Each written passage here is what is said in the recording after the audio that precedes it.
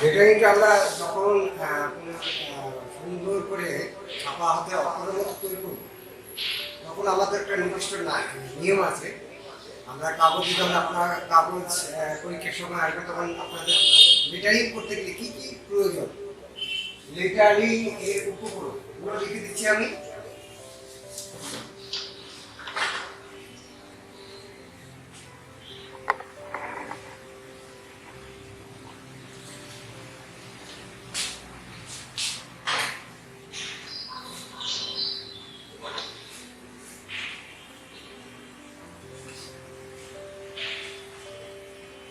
Art paper,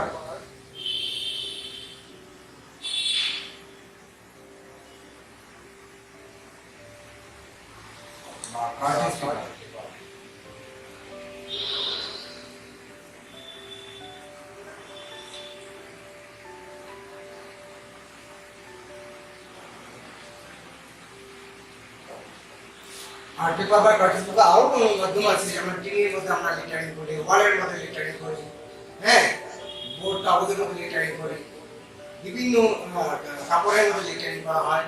তো lettering এর বিভিন্ন মানে উপকরণ আছে, যে আমরা ক্যানভাসটা যেটা বলছি, আর্ট পেপারের মধ্যে কাজ করতে হবে। ওয়ালের মধ্যে আমরা পেপার ইয়ে করতে লেটারিং, এটাই যে আমরা ওয়ালে যে আমরা কমার্শিয়াল আর্টিস্ট যারা লেটারিং করে, যারা ওয়ালে লিখে, ওটা একটি লেটারিং বলা হয়। ঠিক আছে? তো আমাদের আমাদের ক্লাসে যখন আমরা পরীক্ষার হলে বা ক্লাসে যখন আমরা লেটারিংটা লিখবো, সেটা আমাদের মাধ্যমগুলো কি কি সেটা আমরা একটু আলোচনা করলাম। আর্ট পেপার, কার্টিজ পেপার, এই দুটোর মধ্যে করতে হবে। এর প্রয়োজন হচ্ছে তারপরে তুলি,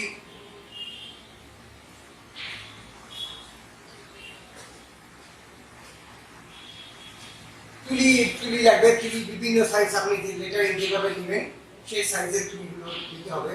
যেমন 1 থেকে 12 পর্যন্ত বা 22 পর্যন্ত তুলি আছে, 1 থেকে 22, 0 থেকে 22 পর্যন্ত তুলি আছে। যে কোনো তুলি আপনার সুবিধা মতো ব্যবহার করতে পারবেন। তুলি, তারপরে কালার প্লেট,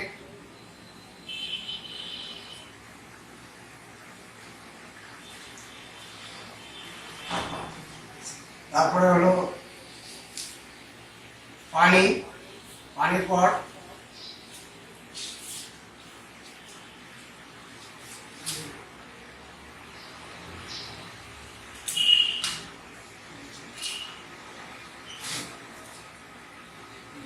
স্কেল,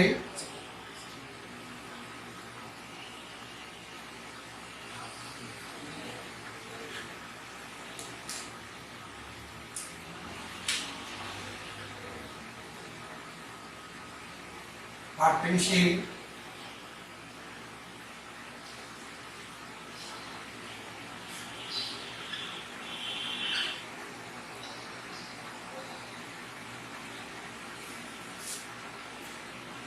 রংটার ব্যাপারে হচ্ছে, রং হলো আপনার বিভিন্নভাবে রংগুলো ব্যবহার করতে পারেন। আমরা সাধারণত ক্লাসে যেটা পড়াবো সেটা নাম হচ্ছে পোস্টার কালার। পোস্টার কালার,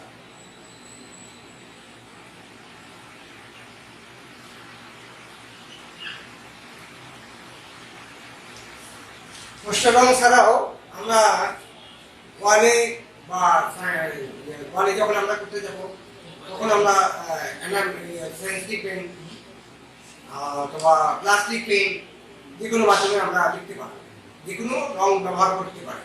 তো আমরা যখন ক্লাসে পরীক্ষার হলে যখন আমরা দেবো, তখন আমাদের পোস্টার কালার মাধ্যমে করতে হবে। আর যখন আমরা বাইরে কাজ করতে যাব, ওয়ালে কাজ করতে যাব বা কোনো সাইনবোর্ড লিখতে যাব, সাইনবোর্ড লিখতে গেলে আমাদের sensitive enamel pen, sensitive enamel pen. আর হচ্ছে পোস্টার আপনার ওয়ালে লিখতে গেলে আপনাদেরকে কি প্লাস্টিক পেন, যেটা প্লাস্টিক পেন বলা হয়, প্লাস্টিক ব্যবহার করতে হবে। তো আমরা যখন কাগজে করতে যাবো, তখন আমাদের পোস্টার কালার ব্যবহার করা হবে। কাগজে যখন আমরা করতে যাবো, তখন আমাদের পোস্টার কালারটা ব্যবহার করতে হবে। তো পোস্টার রং, তারপরে আমাদের আছে এখানে এইসব উপকরণগুলো আমাদের যখন আমরা পরীক্ষা হলে যাবো বা পরীক্ষার কাজ করবো, আমাদের সচেতন থাকতে হবে যে এইগুলো উপকরণগুলো নিয়ে আমাদের সঙ্গে যেতে হবে। যখন লেটারিং ক্লাসে যাব, যখন আমরা লেটারিং ক্লাসে যাব বা পরীক্ষা দিতে যাব, তখন এইসব উপকরণগুলো লাগবে। ঠিক আছে? এইসব উপকরণের মাধ্যমে আমরা লেটারিং শুরু করে দিব।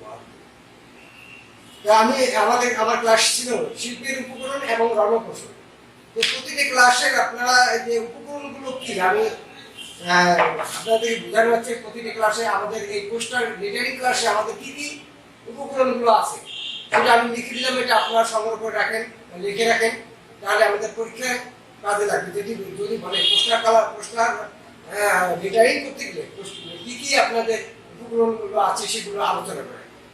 এখন প্রথমে আপনার আলোচনা হচ্ছে আপনার পোস্টার কালারের কিছু ধারণা দেওয়া লেটারিং তো আরো মাধ্যম আছে, যেটা আমি বললাম ওয়াল পেন্টিং ওয়ালে যখন করতে যাবো তখন কি প্লাস্টিক পেন্ট আছে, টিনি যখন আমরা করতে যাবো তখন আমরা এনামেল সেন্সিটিভ এনামেল পেন্টটা আমরা ব্যবহার করবো। তো আমাদের এই সাধারণ অল্প ধারণার মধ্যে আমরা এতটুকু লিখলেও আমাদের কিছু নাম্বার চলে আসবে ভুল হবে। তো আপনাদের এই প্রতিটা ক্লাসে যদি আপনারা নিয়মিত দেখেন বা আমি কি কি টুলসগুলো ব্যবহার করছি, কি কি ম্যাডাম টুলস ব্যবহার করছে, কি কি উপকরণ ব্যবহার করছে, এগুলো যদি আপনাদের প্র্যাকটিক্যাল দেখা জিনিস, তাহলে আপনি যে নামগুলো শুধু আপনার মনে রাখতে হবে যে আসলে কি কি আমরা কোন কোন নাম তুলি ব্যবহার করলাম, আর্ট পেপার ব্যবহার করলাম, একটা হার্ডবোর্ডও লিখতে পারি, হার্ডবোর্ড লাগবে, তারপরে তুলি ব্যবহার করতে হবে, কালার প্লেট ব্যবহার করতে হবে, পানি সহ পানির পট ব্যবহার করতে হবে, স্কেল ব্যবহার করতে হবে, কাঠ পেন্সিল ব্যবহার করতে হবে, পোস্টার রং ব্যবহার করতে হবে। এই নামগুলো আপনাদের জানতে হবে, নামগুলো জানতে হবে। এখন আমি ক্লাসে যাচ্ছি যে আমি বলেছিলাম যে আপনার পরীক্ষার হলে একটা নির্দিষ্ট মাপ দিতে পারে 2 ইঞ্চি বা 2.5 ইঞ্চি বা 1.5 ইঞ্চি বা 1 ইঞ্চি, এর মধ্যে আপনাদের একটা কি বাক্য গঠন দিতে পারে বা বর্ণ লিখতে পারে। যদি বলে যে আপনার স্বরবর্ণ গুলো লিখুন, তখন আপনার স্বরবর্ণগুলো লিখে দিতে হবে। যদি বলে না ব্যঞ্জন বর্ণ 10টি ব্যঞ্জন বর্ণ লিখুন, আপনি ইচ্ছা মতো 10টি ব্যঞ্জন বর্ণ লিখতে পারেন। অথবা এমন হতে পারে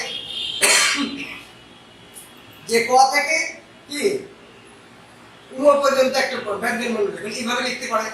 যে কোনো প্রশ্ন আপনার ব্যঞ্জন বর্ণের যে কিভাবে লিখতে হবে এই নিয়মটা আপনার যে জানা থাকলে, বর্ণ কিভাবে লিখতে হবে সেটা নিয়ম যদি জানেন, যেখান থেকে হোক সেখানেই আপনি দিতে পারবেন। কিন্তু এর জন্য আপনাদের প্র্যাকটিস থাকতে হবে। প্র্যাকটিস থাকলে আপনি বুঝতেছেন কিন্তু আপনার হাতে আসতেছে না। হাতে আসার জন্য আপনার প্রচুর প্র্যাকটিস করতে হবে, হাতে আনার জন্য প্রচুর প্র্যাকটিস করতে হবে। আপনি সবই বুঝেন, মাথায় আছে, আমি বুঝাই যে এটা ভুল হয়েছে বা এটা হবে, কিন্তু ওই ভুলটা সংশোধন করতে গেলে আপনাকে হাত দিয়েই সংশোধন করতে হবে। আপনি যখন হাত দিয়ে সংশোধন করতে পারবেন না, তখন আপনার এই দক্ষতা কোনো এই জ্ঞানটা আপনি যে বুঝেছেন এটা কোনো কাজে লাগবে না। এটা হচ্ছে প্র্যাকটিক্যাল ক্লাস, এটা হচ্ছে প্র্যাকটিক্যাল ক্লাস। প্র্যাকটিক্যাল ক্লাসে আপনি কি দক্ষতা দেখাচ্ছেন। একজন বৈদ্যুতিক ইলেকট্রনিক যারা কাজ করেন তারা যদি বুঝেন যে এই লাইন থেকে এই নেগেটিভ পজিটিভ একটা ঠিক করতে হবে, কিন্তু আসলে আপনি ধরে নিতে পারছেন না, তাহলে আপনার তো দক্ষতা কেউ আপনাকে রাখবে না। যে কোনো টেকনিশিয়ান আপনি দক্ষতা হাতে কলমে জানতে হবে। এই চারুকলার কাজগুলো ঠিক তেমনি আপনার হাতে কলমে যদি আপনি চালাতে না পারেন, তাহলে আপনাদের সেই জানাটা কোনো কাজে লাগবে না। অনেকে যারা চারুকলা পড়েনি তারা বই পড়েও জানতে পারে, কিন্তু আপনার হাতে কলমে শিখতে হবে। এটার জন্য আপনাদের প্র্যাকটিস করতে হবে। প্র্যাকটিস কোনো না করলে কি আপনার সেটা কাজে লাগবে, কোনো কাজে লাগবে না। আর আপনারা যারা, আমি একটা কথা বলে দিচ্ছি যে আপনাদের পরীক্ষার অপেক্ষা, সার্টিফিকেট অপেক্ষা আছেন, আমি কথা বলতে বলতে একটু লাইনচ্যুত হয়ে যায়, কিন্তু আসলে ওটা আসলে লাইনচ্যুত হয়ে যাওয়া মানে কি একটা ধারাবাহিকতা চলে যায়। যে পরীক্ষা যারা দিবেন, যারা এই চারুকলায় ভর্তি হয়েছেন, মনে করবেন সার্টিফিকেট একটা নেবেন, আমি বারবার বলছি সার্টিফিকেট নিয়ে কি করবেন। আপনি মাঠে যদি বোর্ডে যদি কাজ করতে না পারেন, সেই সার্টিফিকেটের কোনো মূল্য থাকবে না।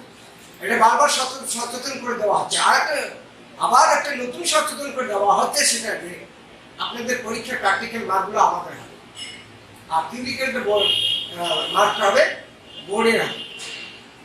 কথা বলতে গেছে, বুঝতে পারছেন আমার কথা? প্র্যাকটিক্যাল মার্কগুলো আমাদের হাতে। আমরা যারা ক্লাস নিচ্ছি, ম্যাডাম বা আমি, ম্যাডামের ক্লাস ম্যাডাম ক্লাস মার্ক দিবে, আমার ক্লাসে আমি মার্ক দেবো। এই ফাইনাল পরীক্ষা হোক আর প্রথম সেমিস্টার, প্র্যাকটিক্যাল মার্কগুলো হচ্ছে আমাদের হাতে, আর থিওরিক্যাল পড়াশোনার মার্কটা আছে বোর্ডের হাতে। আপনারা বোর্ডে ওটা পড়াশোনা করে পাস করতে পারবেন, লিখে পাস করতে পারবেন, কিন্তু প্র্যাকটিক্যালটা আমাদের হাতে করতে হবে। যারা নিয়মিত ক্লাস করছেন বা দেখাচ্ছেন, আমরা দেখছি বা অনুভব করছি কেমন করতেছেন, কতটুকু মার্ক দেওয়া সম্ভব, তাহলে আমরা ওই অনুপাতে মার্কটা দিতে পারবো। আর যারা যেনারা আপনারা ক্লাস করছেন না বা করছেন কিন্তু কোনো কাজেই হাতে দিচ্ছেন না বা আমাদের দেখাচ্ছেন না, আমরা সেটা কিন্তু মার্ক করতেছি। কিন্তু মার্কে এই মার্ক আমরা যদি আপনাদের কোনো মার্কিং করার কোনো জায়গা না থাকে তাহলে এখানে আমি মার্ক দিতে পারবো না। কথা বোঝা গেছে? মার্কিং করার জায়গা থাকতে হবে। আপনারা কাজ না করলে, আপনারা প্র্যাকটিস যদি না করলে আমরা যখন পরীক্ষা নিব তখন আপনি যদি কিছুই না পারেন, আমি যদি আঁকতে বলে আপনি লেখেন তাহলে তো হবে না। ঠিক আছে, আমি গরু আঁকতে বললাম, আপনি কি ছাগলের মতো করতে পারবেন, ছাগল হয়ে গেছে, তখন আমি তো মার্ক দিতে পারবো না। আমি সিংহ আঁকতে বললাম, আপনি বিড়াল বানিয়ে ফেলেছেন, তাহলে তো হবে না। আপনার মার্কিং দেওয়ার জায়গা থাকবে। আপনারা প্রত্যেককে আমাদের ক্লাসগুলো দেখে আপনার কাজ করে আমাদের কিসের মাধ্যমে পাঠাবে স্যার? হ্যাঁ, মেইলে পাঠাবেন বা যেভাবে আমাদের পাঠানোর চেষ্টা করে আমি আমার দেখবো এবং ক্লাস চলাকালীন গুলো আপনার দেখাবেন।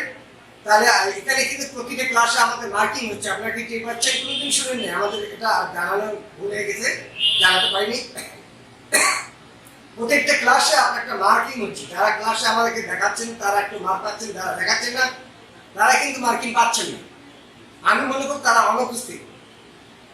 যে ক্লাসে যে 25 মার্কের জন্য একটা মার্কিং হয়, প্রতি ক্লাসে একটা 25 মার্কের মার্কিং হয়। এই মার্কিং এর 25 এর মধ্যে 12, 13, 1, 2, 3 যারা পাচ্ছেন না তারা তাদের জন্য পরীক্ষার জন্য ফাইনাল পরীক্ষা দেওয়া আপনাদের এই মার্কের যোগ হবে। আপনারা যে সিলেবাসটা দিচ্ছে বা সিলেবাসটা ওখানে দেখেন মার্কিং করা আছে, ক্লাস মার্ক, পরীক্ষার মার্ক একসঙ্গে। ক্লাস মার্কে যতগুলো ক্লাস হবে আমরা একটা এই টোটাল মার্ক আমরা একসঙ্গে করে একটা ভাগ করে ওটা এক ভাগ আমরা ফাইনাল পরীক্ষায় যোগ করবো। এই মার্কের থেকে আপনারা যদি বঞ্চিত কি হয়ে থাকেন সেটার জন্য দায়ী আমরা না। ক্লাস কিন্তু হচ্ছে প্রতিদিনই, ক্লাস হচ্ছে প্রতিটা ক্লাসে আমরা সিলেবাস রুটিন অনুযায়ী ক্লাস হচ্ছে, ক্লাস কিন্তু মিস হচ্ছে না।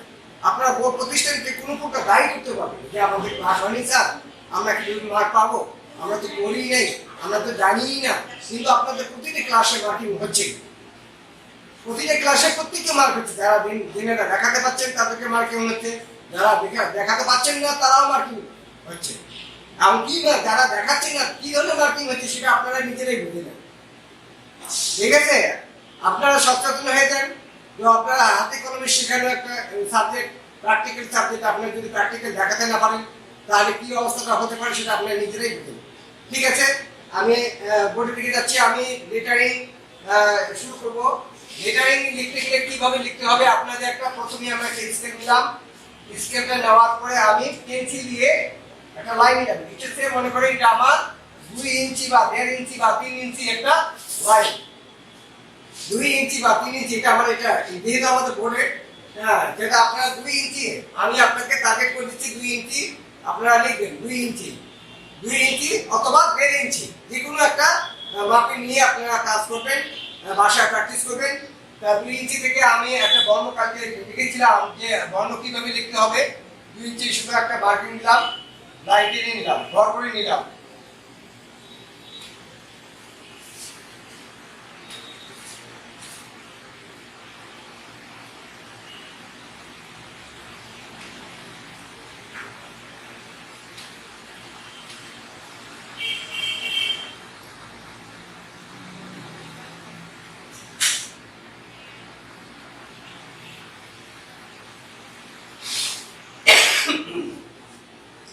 বর্ণ করে নিলাম। আমি যে কোনো একটি বর্ণ লিখবো বা একটি ওয়ার্ড লিখবো, শব্দ লিখবো। তো এটা শব্দটা আমরা কিভাবে লিখবো বা কিভাবে দেখাবো, লেখার নিয়মটা বা কি করতে হবে, কালকে আমি জাস্ট একটু ধারণা দিয়েছি, আজকে একটু আরেকটু নতুন ধারণা দিচ্ছি। যেমন আকবর, আমি সরেয়া কালকে কিভাবে লিখবো সেটা আমি জানাইছিলাম, তাই না? আমি একটা খসড়া করে নেব।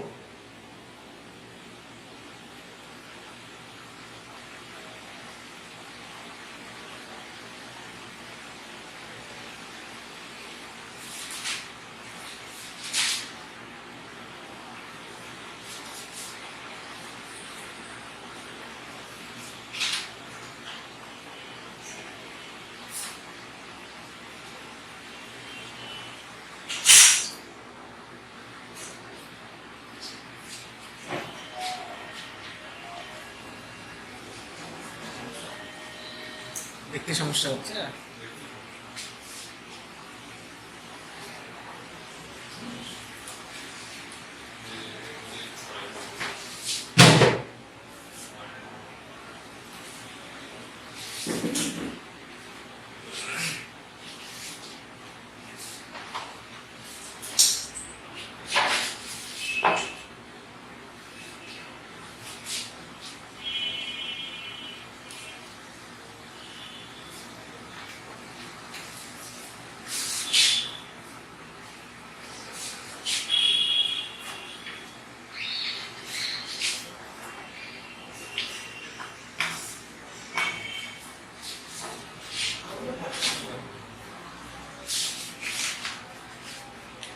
আমি লেখাটা এইভাবে খসড়া করে নিলাম,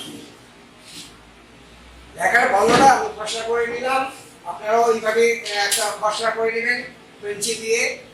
পেন্সিল দিয়ে প্রথমে একটা ভর করে নেবেন, তারপরে এইভাবে একটা অক্ষরগুলো বর্ণগুলোকে খসড়া করে নেবেন।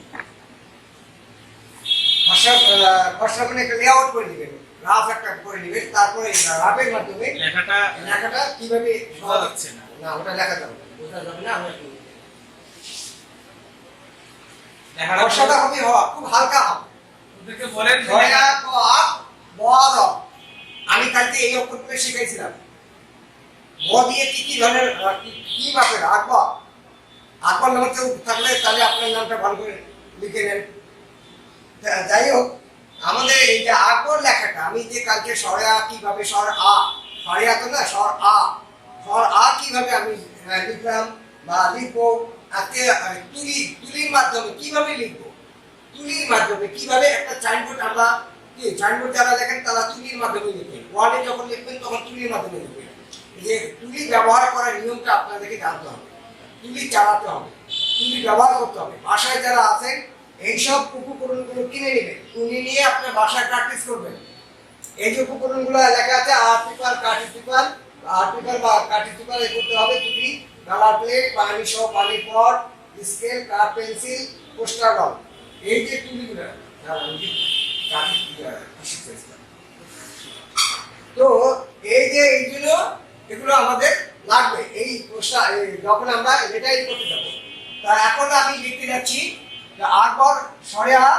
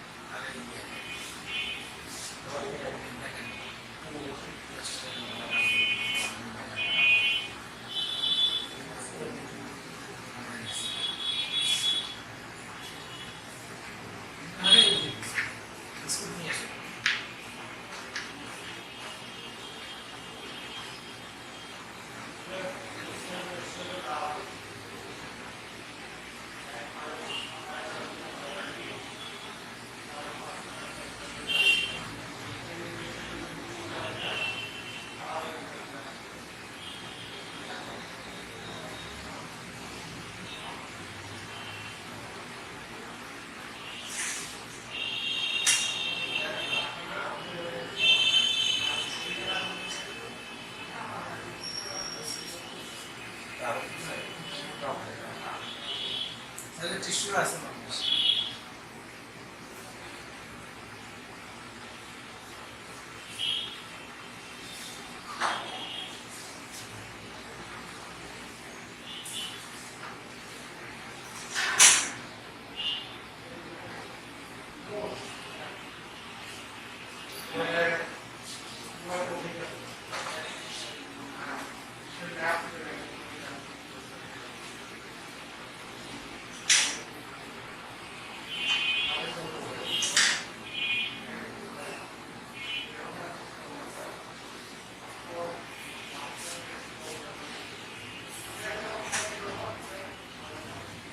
এই যে সয়া, আমার লেখাটা আরো সুন্দর হওয়ার কথা ছিল, কিন্তু আসলে ধারাবাহিক লেখাটা অনেক ভাব নড়াচড়া হয়ে যাচ্ছে।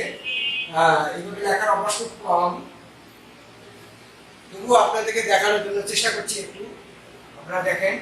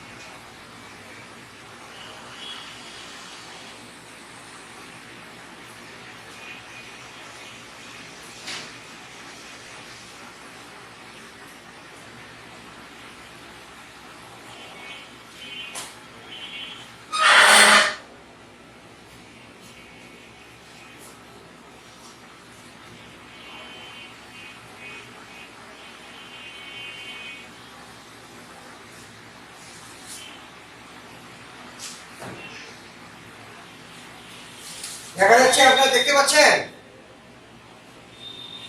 হ্যালো, আপনারা কি দেখতে পাচ্ছেন? হ্যাঁ, এই যে আমি কালকে বলেছিলাম যে পয়ের যে আমি আমার বর্ণগুলো কোন টাইপের হচ্ছে, কি চাপা হাতে রাখবো, যে আমি স্বরের তটা একটু ছোট করেছি, তারপরে এই যে লাইন কোথা থেকে কিভাবে দিছি, এই যে লেখার একটা দূরত্ব থাকতে হবে। এখানে থেকে যে গ্যাপ, এখানে সেই গ্যাপ আছে, ঠিক আছে? এখান থেকে স্বরের যে বস্তুটা একটু বড় হবে, তার থেকে বস্তুটা এখানে বয়ের বস্তুটা প্রায় সেম টু আছে। এবং বর যে জায়গাটা দখল করছে, বরটাকে এই যে বয়ের যে জায়গাটা হবে, সেই বয়টা জায়গা দখল করবে।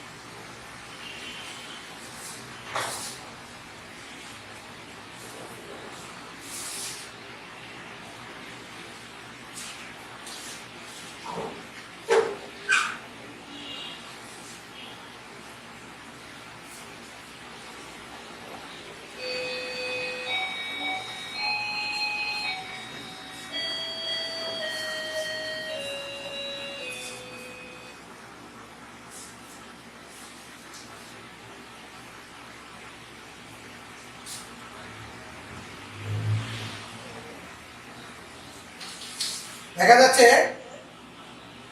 এই যে আমি আবার লেখাটা লিখলাম যে আমাদের হাতে একটা চাপা হাতের অক্ষর বা একটা কম্পিউটার টাইপের অক্ষর। তো এই যে আমি একটা সুন্দর করে একটা সাইনবোর্ড বা ব্যানার বা একটা নাম নেম লিখতে পারি, তাই না? এইটা এই লেটারিং ক্লাসটা ঠিক কেন করানো হচ্ছে, এটা আরেকটু কমে যাবে, এটা বাড়ে গেছে একটু কমে যাবে। যাই হোক, এটা সাবধানে লিখতে হবে যাতে এটা আপনি কালকে যখন করা হবে তখন কিন্তু আপনি গোছানো লাগবে। এটা খুব সাবধানে ক্লিক মাধ্যমে এই যে নিটনেসটা একদম নিট, একদম কোথাও আঁকা পাকা নাই, একদম এই যে এটা একদম পরিপাটি ভাবে, যেমন কম্পিউটার থেকে একটা বর্ণ বের করা হয়। যাদের বাসায় কম্পিউটার আছে, যারা পাশের কম্পিউটার আছে তাদের ওখান থেকে হেল্প নিতে পারেন। আপনারা এই মোটা অক্ষরে মোটা বর্ণে লিখে নিয়ে বাসায় প্র্যাকটিস করতে পারবেন যে আমি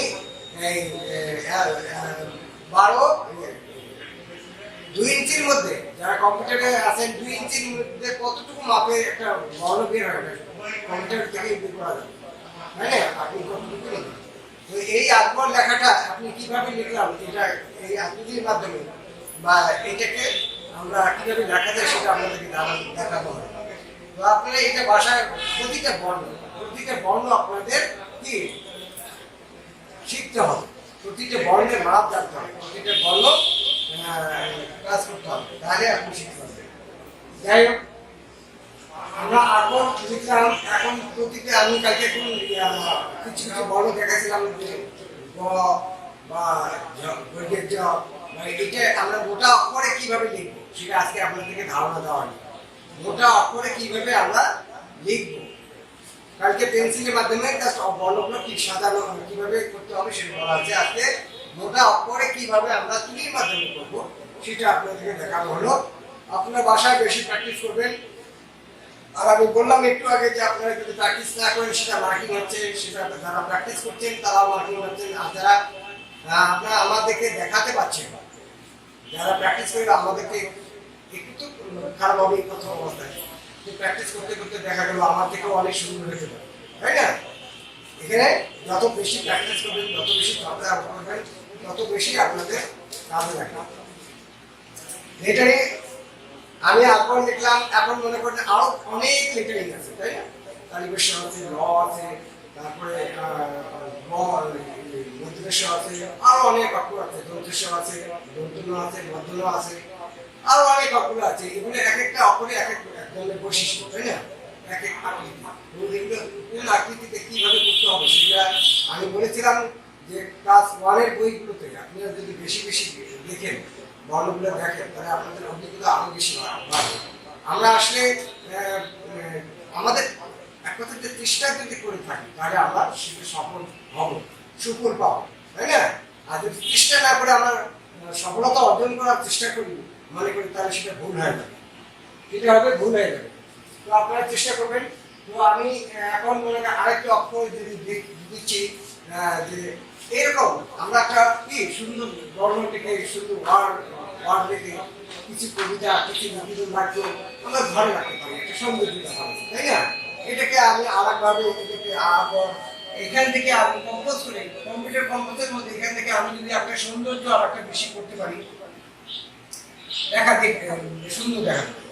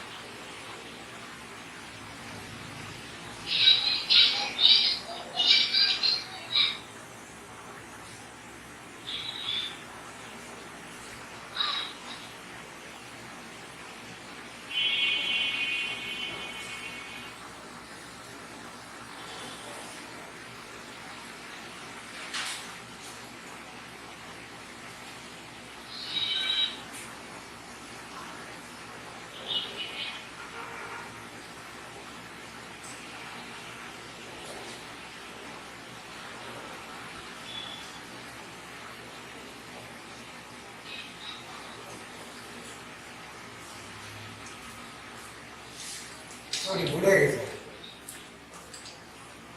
ও, এই যে আপনার নিবেদিতা রায়। দেখেছে হ্যাঁ হ্যাঁ, নিবেদিতা রায়। যে কটা, এই যে আপনি আপনার এই যে আপনি দেখাইছিলেন যে ক আসলে লেখার ধরনটা আপনি কটা এখানে লেগে গেছে। আপনি বটা দেখেন, বটা কোথায় লিখেছে, বটা আসলে কোথা থেকে শুরু হবে। ক এর ব এখানে তিনটা অক্ষর একই ধরনের আছে, সেটা হচ্ছে ক, র, র। যে আপনার অক্ষরগুলো এটা বড় হয়ে গেছে, এটা বড় হয়ে গেছে, এটা বেশি চ্যাপ্টার হয়ে গেছে, এটা চাপিয়েছে, কটা ছোট হয়ে গেছে, মাঝখানেটা এটা ছোট হয়ে গেছে, তার থেকে বড় হয়ে গেছে, তার থেকে এটা বড় হয়ে গেছে চ্যাপ্টার। এই যে আপনার এখান থেকে যে বটা, এখান থেকে যে বটা, এখান থেকে বটা আপনার বটা, এটা এটা বটাকে আকৃতি ছোট হয়ে গেছে, তার থেকে রটা হয় থেকে বয় আকৃতি একটু বড় হয়ে গেছে, তার রটা আরো আকৃতিতে বড় হয়ে গেছে, হয়তো এখনো বড়। এটা আপনি আরো ভালো করে লক্ষ্য করবেন, আপনার অঙ্কটা ভালো করে দেখার চেষ্টা করবেন।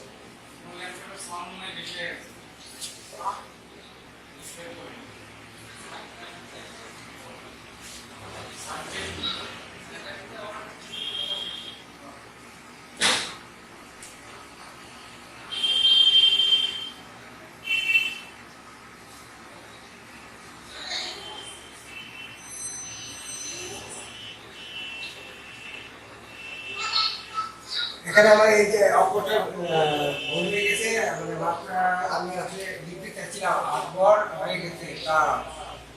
আচ্ছা, তাজি লিখলাম আমি, এই একটা বর্ণ আমি লিখলাম।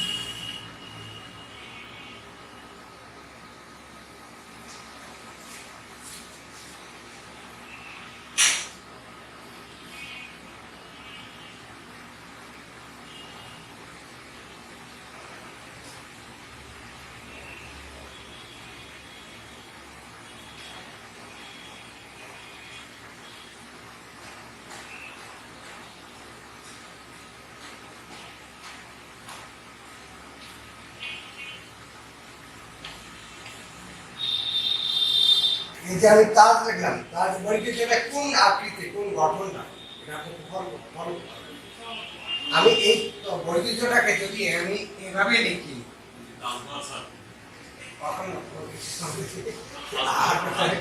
আঁকাটা দেওয়া হয়নি, একটা অক্ষরটা নিচে নিয়ে যাবে, তাজ লিখেছিল। মানে আমরা বর্ণটা তারপরে এটা ভুলে গেছে, এটা আসলে ভুলে গেছে, এটা তো হয়নি, আমি তো ছোট হয়ে গেছে, সাধারণ ত থেকে সরের এটা এটা এটা এই অক্ষরটা ভুলে গেছে। যাই হোক, কাটাকাটি থেকে না থেকে অদ লিখেছিলাম, অদ একটা আমি জাস্ট বর্ণগুলো দেখানো, কিভাবে বর্ণগুলো দেখা যাচ্ছে সেই বর্ণটা আমি দেখাচ্ছি।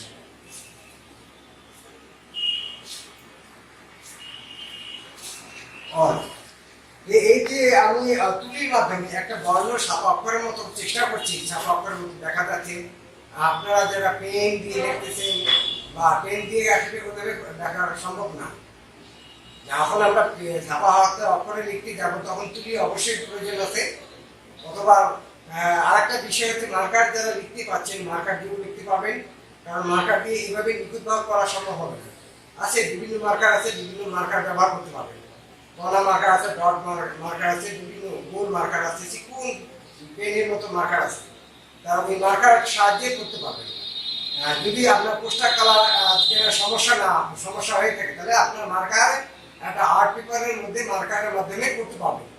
একটা সহজ বুদ্ধি আপনাদেরকে জানানো হলো, মার্কারের মাধ্যমে করা সম্ভব।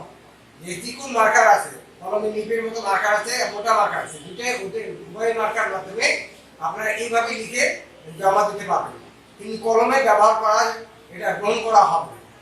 যারা কলমে ব্যবহার করে দেখাচ্ছেন, আজকে নয় দেখাচ্ছেন, আজকে চেষ্টা করছেন, সেটার জন্য দেখা যাবে। আর যখন আমরা ফাইনালে আমরা চাবো, ফাইনালে যখন আমরা একটা কাজ চাবো, এই ফাইনাল কাজটা হচ্ছে আপনি সামনে ক্লাসে লেটারিং ক্লাস আছে, সামনে ক্লাসে লেটারিং ক্লাস আছে, যেটা ক্লাস করতেছেন ক্লাসের কাজগুলো জমা দিবেন, ইমেলের মাধ্যমে কাজ জমা দিবেন। আমি ওই দিন এসে আপনাদের কাজগুলো দেখে মার্কিং করবো, ওই কাজগুলো দেখে মার্কিং করবো। আপনারা যারা আছেন এখন বর্তমান যারা আছেন বা আমার সামনে আছেন, অনলাইনে সামনে ক্লাস করছেন, তারা একটু প্র্যাকটিস করে দেখান। আমি 15 মিনিট সময় দিচ্ছি, 15 মিনিট থেকে 10 মিনিট সময় দিচ্ছি, না 20 মিনিট সময় দিলাম আপনাদের লেখার ভালো করার জন্য, খুব সুন্দর করে লেখার জন্য 20 মিনিট সময় দিলাম। আপনারা আকর লেখাটা লিখে আমাকে দেখান। আমি আপাতত এখানে আপনাদের অপেক্ষা করছি।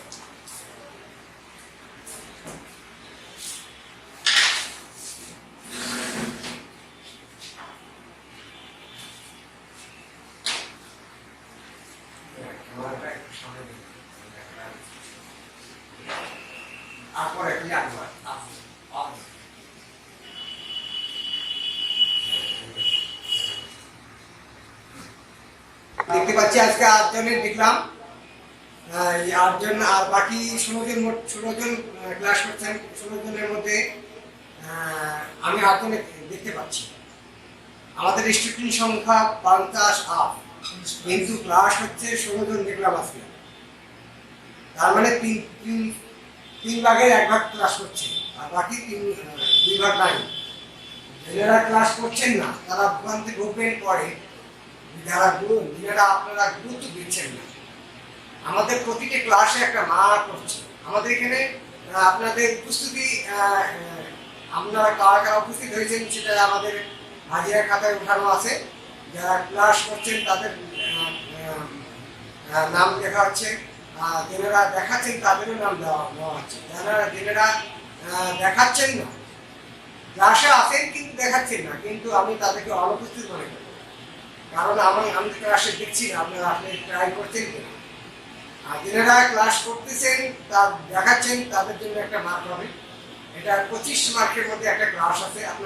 আপনি সিলেবাস পেয়ে গেছেন, ওখানে সবকিছু দেওয়া আছে। ক্লাস মার্ক কত, ফাইনাল পরীক্ষা কত, এই ক্লাস মার্কের সাথে কিছু অংশ নাম্বারটা ফাইনাল পরীক্ষার যোগ হবে। যদি আপনি এই ক্লাস মার্কটা যদি না পান, যদি না পেয়ে থাকেন, তাহলে আপনার ফাইনাল পরীক্ষার নাম্বারটা কমে যাবে। এখন আপনি যদি ওখানে বি পাওয়ার মার্ক যোগ করেন, তাহলে এই মার্কের যোগ করে যদি এ হয়, তাহলে আপনার সার্টিফিকেটটা একটা মূল্যায়ন হবে। আর আপনারা যদি এ প্লাস পাওয়ার জন্য হয়, তাহলে এটা এই নাম্বারটা ভালো, যারা ভালো করবেন তারা ভালো নাম্বার পাবেন, ভালো রেজাল্ট করবেন। আর যারা ভালো নাম্বার পাবেন না, তারা সেভাবেই নাম্বারটা পাবেন। আপনারা নিজেরাই দিয়ে দেখবেন যে আসলে বিষয়টা কি। হ্যাঁ, তো আমি ক্লাসে, আমাদের প্রতিটা ক্লাস হচ্ছে, কোনো ক্লাসে ফাঁকি দেওয়া হয়নি, ফাঁকি দিয়েছেন আপনারা। এটার জন্য আমাদের প্রতিষ্ঠান দায়ী নয়, এটা দায়ী করতে পারবেন না। যে প্রতিষ্ঠান যথেষ্টভাবে সুন্দরভাবে দায়িত্ব পালন করতেছেন, অনলাইনে ক্লাস করতেছেন, আর আপনারা যেটা গুরুত্ব দিচ্ছেন না, সেটা আপনাদের ব্যক্তিগত ব্যাপার। ঠিক আছে, আমি দেখলাম আপনাদের অনেকের বর্ণগুলো এখনো বুঝেননি যে আসলে বর্ণগুলো কিভাবে লিখতে হবে। অনেকে বুঝেনি যে বর্ণগুলো কিভাবে লিখতে হবে। অনেকে দেখলাম যে স্বর ও, এই যে আপনারা 2 ইঞ্চি লাইন টেনেছেন, 2 ইঞ্চি লাইন টানার পরে লেখা এখানেই শেষ করে দিয়েছেন, এইভাবে লিখছেন, এইভাবে লিখছেন। তার মানে এই লাইনটা কেন, এই লাইনটা কেন 2 ইঞ্চি কিভাবে, আমি আপনাদেরকে বললাম যে আপনারা 2 ইঞ্চির মধ্যে করবেন, আপনারা তা করেননি। আপনারা অনেকে এই লেখাটা অর্ধেকে লেখা শেষ করে দিয়েছেন আর বাকি অংশ ফাঁকা আছে। নিয়ম হচ্ছে তারা আপনার 2 ইঞ্চি লেখা দেওয়া হয়েছে, আমি বলেছিলাম 2 ইঞ্চি যদি বড় হয়ে থাকে তাহলে 1.5 ইঞ্চির মতো করতে পারবে। আপনাদের পরীক্ষায় একটা ইঞ্চি মাপ দেওয়া থাকে, 1.5 ইঞ্চি, 2 ইঞ্চি বা 3 ইঞ্চি বা 2.5 ইঞ্চি, এরকম আপনার ঘরটা পূরণ করে লিখতে হবে। এই ঘরটা পূরণ করতে হবে। অনেকে স্বরেও লিখেছেন, স্বরও লিখেছেন, তটা এত বড় দিয়েছেন, আসলে আমি তো এত বড় লিখিনি, আমি বুঝাইনি। আপনার অক্ষর জ্ঞান, আপনার অক্ষর সম্পর্কে আইডিয়া থাকতে হবে, আপনার পরিচয় থাকতে হবে আসলে স্বরের তটা কতটুকু হতে পারে। এই যে স্বরের তটা এত বড় হবে না, আপনি এই যে মাঝখানে আমি দিলাম একটা মাঝামাঝি একটা লাইন নেবেন, 2 ইঞ্চির জায়গায় 1 ইঞ্চি 1 ইঞ্চি করে ভাগ করে দিলাম, মাঝখানে একটা লাইন দিলাম 1 ইঞ্চি, কারণ স্বরের তটা হবে আপনার এইখান থেকে, এই তটা লাগবে না মাথায়, এই মাথাটা এইভাবে আসে, এই রাউন্ডটা এইভাবে আসবে। অনেকে দেখেছি যে স্বরেরটা সব সুদা বাঁকা একদম সুদা লিখেছে, না, স্বরের তটা হবে এদিকে ডান পাশে একটু সরে যাবে, একটু ডান পাশে সরে যাবে, একটু হালকা ভাবে সরে গিয়ে এই মাঝামাঝি লাইন থেকে একটু বের করে নিয়ে আসে, এইভাবে লিখতে হবে। এই যে আমি স্বরের তটা লিখলাম, এই যে এই তটা এখানে কত বড় হবে এটা আমাদের আগে জানতে হবে। যে আমি স্বরের তো এই যে মাঝামাঝি লাইন থেকে একটু নিচে নামিয়ে দিয়েছি, এখন এখান থেকে এই যে স্বরের যে লাইনটা হবে দাড়ি, তারপরে লাইনটা, এই লাইনটা হবে ঠিক এই লাইনের সাথে এসে দাঁড়াবে, আর এটা এটার সঙ্গে সংযুক্ত থাকবে। এই এখানে দেখেন স্বরের তটা কতটুকু গ্যাপ, আর এই লাইনটা এসে এই লাইনের সাথে লিখবে, লাইনটা পূরণ করে লিখতে হবে। যখন আমরা বড় করে লিখবো বা ছাপাতে অক্ষর লিখবো তখন এটা একটা পূর্ণাঙ্গ একটা তয়ের মতো হবে, সেটা হচ্ছে এই। তো এই জায়গা প্যাডটা একটু মোটা হয়ে যাবে, এই জায়গা চিকন হবে, আর এই জায়গায় প্যাডটা একটু মোটা হয়ে যাবে, এই প্যাডটা একটু মোটা হবে, এই জায়গা একটু চিকন হবে, এই জায়গাটা, ঠিক আছে। এখন স্বরেও আমি এই বর্ণটা লিখলাম,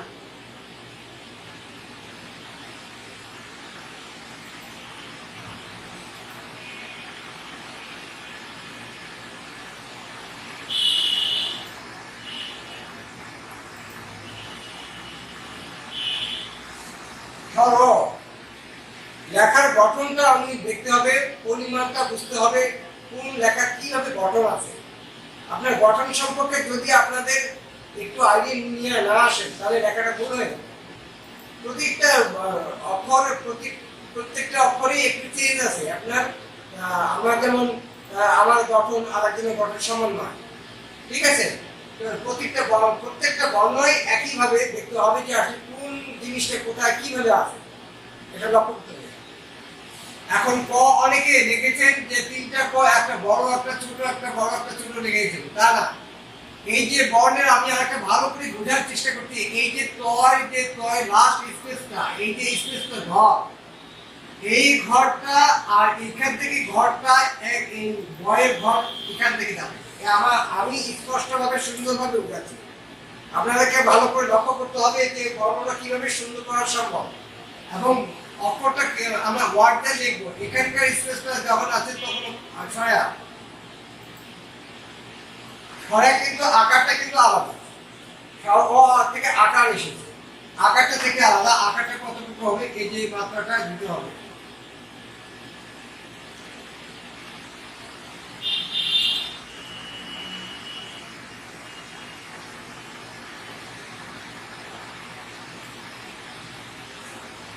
আমার এই যে স্বরের পর যে গ্যাপটা, এখানে গ্যাপটা দেখেন, এই গ্যাপটা দেখেন, এই গ্যাপটাও আপনাদের লক্ষ্য করতে হবে, কতটুকু অক্ষর থেকে কতটুকু বর্ণটা কত দূরে চলে যাবে।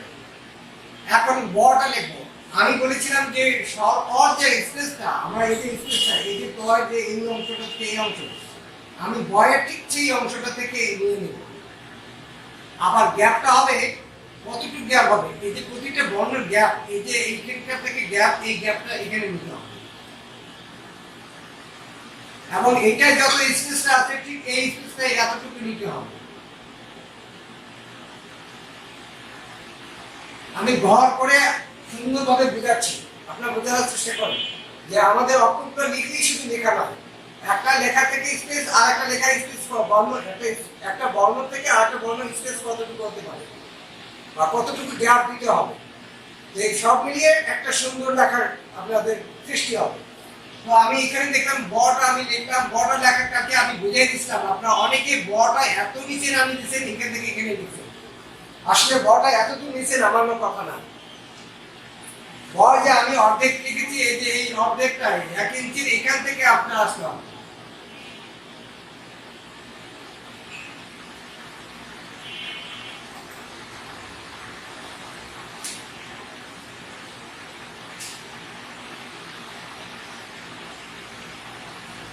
ভয় এই কোণাটা কোন জায়গাটা থেমে গেছে, আপনার ভয় যে আমি দেখলাম ভয় যে এই জায়গাটা কোন জায়গাটা থেমে গেছে, এটা লক্ষ্য করতে হবে। এখান থেকে আবার আপনার লেখাটা এইভাবে আসবে।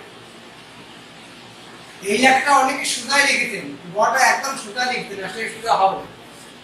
এখানে একটু ভাঁজ হবে, এই জায়গাটা একটু ভাঁজ হবে, আর এই জায়গায় একটু সোজা ভাঁজটা সোজা হবে। এখানে এটা দেখতে হবে। এই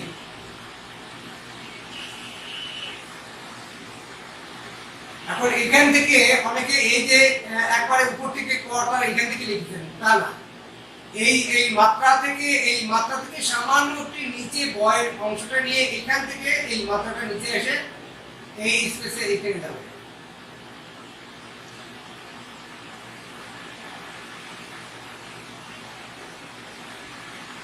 বয়ের এই জায়গাটা একটু মোটা হবে, এই জায়গাটা একটু চিকন হবে, তারপরে আপনার এই যে এটা এই জায়গাটা একটা পয়েন্ট, এই জায়গাটা একটু চিকন হবে, আর তারপরে এখান থেকে এই অংশে এটা এই অংশের থেকে এটা এইভাবে চলে যাবে।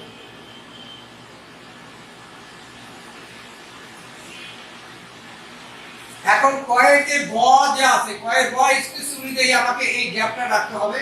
এই যে আমি যে গ্যাপটা রেখেছি এখানে, এখানে গ্যাপটা যে রেখেছি, সেই গ্যাপটা আমাকে এই বয়ের ব্যাপারে রাখতে হবে।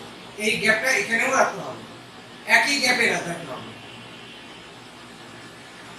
এবং বয়ের যে মাপটা, এই বটা এখানেই চলে আসবে।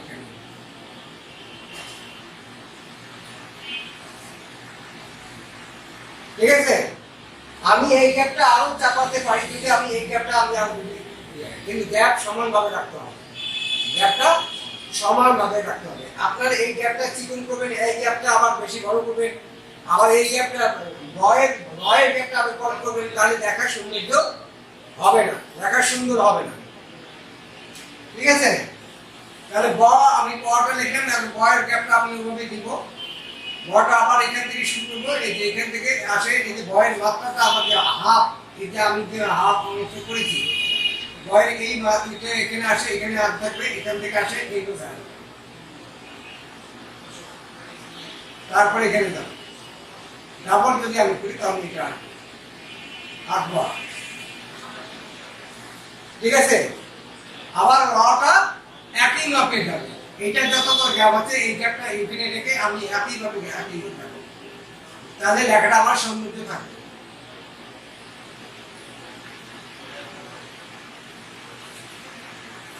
লেখাটা সৌন্দর্য থাকবে।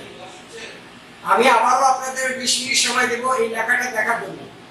আমি এখন যে আমি যতটুকু বুঝাইছি ততটুকু আপনারা বুঝলেন কি না, আমি আবারও আপনাদেরকে সময় দিব, যাতে আমি যতটুকু পারি আপনাদের কাছ থেকে আদায় করে নেওয়ার চেষ্টা করছি।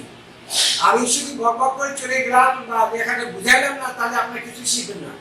আপনারা এর আগে যেটা দেখাচ্ছেন সেটা থেকে এখন কতটুকু আপনারা চেঞ্জ করতে পারছেন সেটা আমি দেখবো। এই লেখাটার সম্পর্কে আপনার কতটুকু আইডিয়া আসছে, কতটুকু আপনি একটু আগে যেটা এই যে লেখাটা লিখেছেন, যেটা দেখাচ্ছেন, সেই লেখাটাকে চেঞ্জ করে আমি যে এতক্ষণ বুঝাইলাম কতটুকু ম্যাপটা চলে যাবে, কতটুকু গ্যাপ থাকে, সেই গ্যাপটা দেখার জন্য আপনাদেরকে আবার আমি লেখাগুলো দেখবো। আপনারা করতে থাকেন, আপনি লিখেন, আমার সাথে সাথে আপনারা লিখে নেন, তাহলে আপনার আরো সুবিধা হবে। আমি লেখাগুলো আবার দেখবো, এই বর্ণ এই অক্ষরটা আমি আবার দেখবো। এটা হচ্ছে কম্পোজিশন, লেখার কম্পোজিশনটা সম্পর্কে যদি আপনাদের কোনো সম্পর্ক ভালো না থাকে তাহলে লেখাটা সুন্দর হবে না। কম্পোজটা হচ্ছে আপনি এই লেখাটার এই যে গ্যাপটা, এই গ্যাপটা থেকে এই গ্যাপটা এবং এই যে ফাঁকা যে আছে এখান থেকে এই যে ফাঁকাটা, এই যে আমি এই যে কয়ের ফাঁকাটা, এই যে ক এখানে ফাঁকা আছে কতটুকু গ্যাপ, আবার এই ক থেকে এখানে গ্যাপটা কতটুকু আছে, এখান থেকে ওখানে কতটুকু আছে, প্রতিটা গ্যাপ সমান রাখতে হবে, প্রতিটা গ্যাপ সমান রাখতে হবে। ঠিক আছে, আপনারা একটু প্র্যাকটিস করেন। আমি দেখতেছি আরো একটু লেখাটা শেষ করছি। আমি আজকে এইটা লেখা আপনাদের পুরোপুরি দেখার জন্য চাচ্ছি যে আপনারা ভালো করে লিখেন।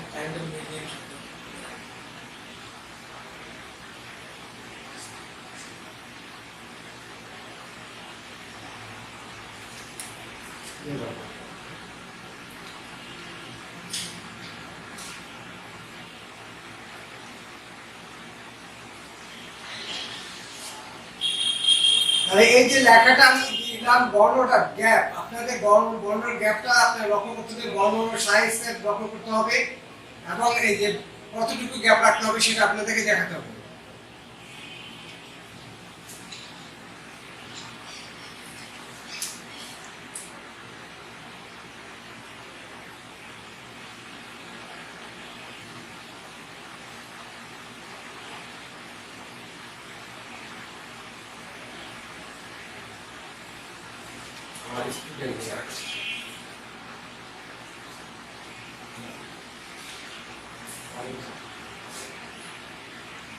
হ্যাঁ, তুমি যে ইংরেজ কলেজে চলে আসা গ্রামতী মন্দিরের সামনে আসো।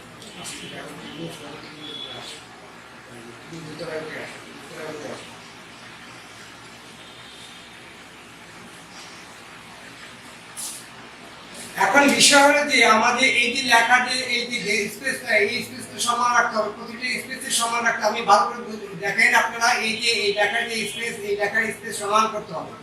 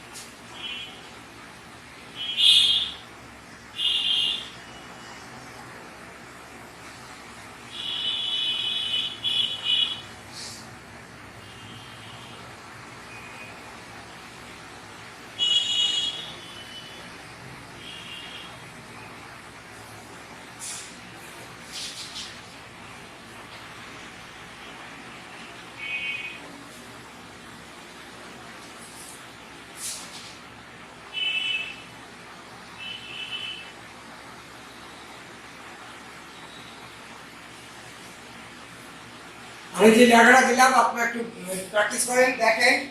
আমি আবার দেখতে চাচ্ছি যে আপনারা আরো অনেক সুন্দর কাজ করেছেন। আপনাদের সুযোগ দেওয়া হচ্ছে, আমি 15 মিনিট সময় দিচ্ছি। 15 মিনিটের মধ্যে আপনারা এই আবার ওয়ার্ডটা লিখবেন। এই আগে যেটা দেখেছে আমার ধারণা, আমার বিশ্বাস আপনারা আবার নতুন করে যদি দেখেন, আমার কথাটা বুঝে থাকেন, অবশ্যই চেঞ্জ হয়ে যাবে এবং আরো অনেক সুন্দর হবে আমার ধারণা। আমাকে সুন্দর করে দেখার চেষ্টা করেন। আমি বলেছিলাম এখানকার, আমি আবার নতুন করে বোঝাচ্ছি যে এখানকার যে স্পেসটা, এই স্পেসটার সময় এই বয়ের স্পেস আছে প্রত্যেকটা কয়ের স্পেস, বয়ের স্পেস, কয়ের স্পেস, লয়ের স্পেস প্রত্যেকটা আছে। আবার যখন এটা যে স্পেসটা দিবেন, এই যে রেখা স্পেসটা প্রত্যেকটা স্পেসটা সমান হবে। আবার এখানে যে স্পেসটা দিবেন সেই প্রত্যেকটা স্পেস সমান হবে। এর থেকে ভালো করে বোঝানোর কোনো উপায় নেই আমার। এই স্পেসটা সম্পর্কে আপনাদের যদি এটাকে কম্পোজ বলা হয়, কম্পোজ সম্পর্কে যদি আপনি ভালো না জানেন তাহলে লেখা যতই লেখেন না কেন সুন্দর পারবে না। ঠিক আছে, তো আমি এই অক্ষরগুলো ভালো করে বুঝাই দিলাম। আপনাদের সময় দিচ্ছি 20 মিনিটের মধ্যে দেখান। আজকেই দেখান এখনই।